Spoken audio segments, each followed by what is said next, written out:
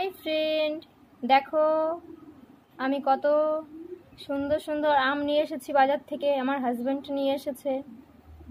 তো এই আমগুলো আমি এখন কেটে রোদে শুকাতে দেব, দিয়ে টক ঝাল মিষ্টি আচার বানাবো।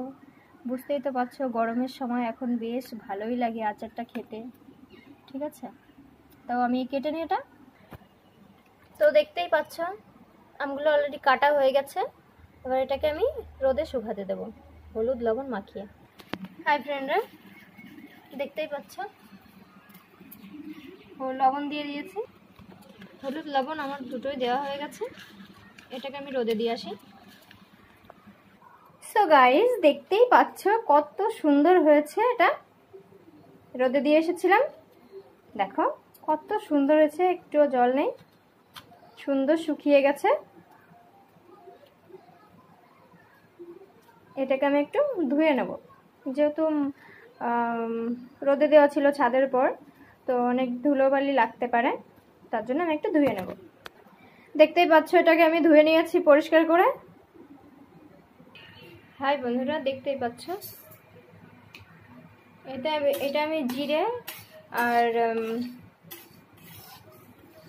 মৌরি দিয়েছি।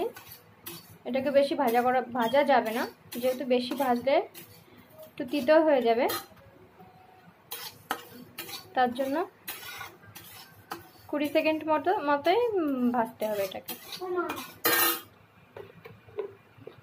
3টে শুকনো লঙ্কা আমি ভেজে নিচ্ছি হালকা করে। অনেকে ঝাল খায়, অনেকে ঝাল খায় না, যেহেতু এটা টক ঝাল মিষ্টি হবে, তার জন্য আমি হালকা করে এটা ভেজে নিচ্ছি। অল্প তেল দিয়ে আমি একটু ভেজে নিয়েছি।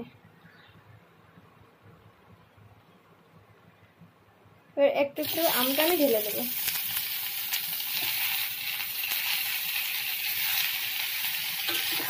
একটু নাড়াচাড়া করে নেবো।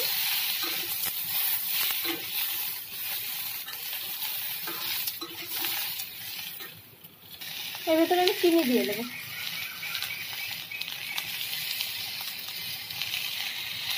তো দেখতেই পাচ্ছ এর ভেতরে আমি চিনি দিয়ে দিয়েছি। এটা নাড়াতে থাকবো।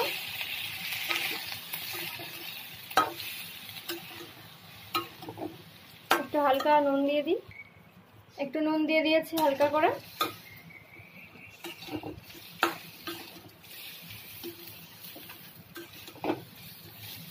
দেখতেই পাচ্ছ কতটা হয়ে আসছে সুন্দর। এটা জিরের গুঁড়ো আর মৌরি আমি একটু গুঁড়ো করে নিয়েছি ভেজে, ওটাকে আমি ঢেলে দিচ্ছি। এটাকে আমি নাড়তে থাকবো।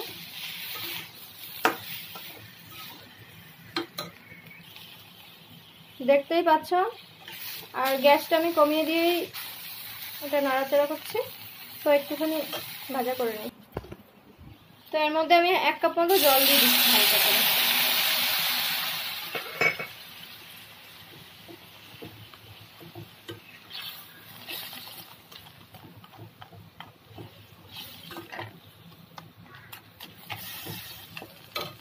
তো দেখতেই থাকো কত সুন্দর হয়ে এসছে।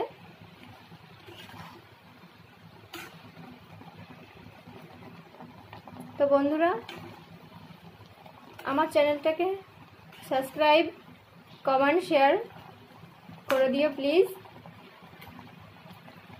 সোনালি Bengali kitchen, okay, please please share করে দিও। এটা হয়ে গেছে, এবার এটাকে আমি নামিয়ে দেব। দেখতেই পাচ্ছ কত সুন্দর হয়ে গেছে।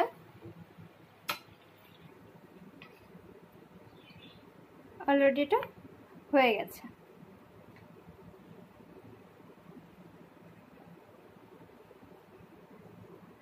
শেয়ার, কমেন্ট, সাবস্ক্রাইব প্লিজ করে দিও আমার রান্না যদি তোমাদের ভালো লেগে থাকে।